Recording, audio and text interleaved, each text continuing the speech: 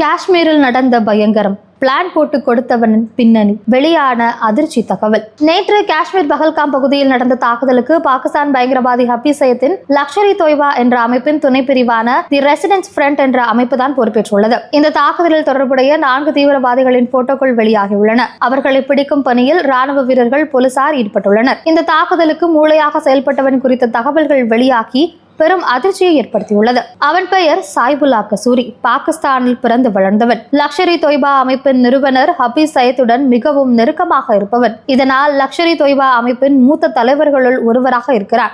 எல்லை தாண்டிய பயங்கரவாத செயல்களுக்கு மாஸ்டர் மைண்டாகவும், ஜம்மு காஷ்மீரின் முக்கிய பகுதிகளில் பயங்கரவாதிகளை நிலைநிறுத்துவதும், எல்லை கட்டுப்பாடுகளை தாண்டிய ஊடுருவல் நடவடிக்கைகளை மேற்கொள்ள திட்டம் போட்டு கொடுப்பதுமே இவனுடைய வேலையாம்.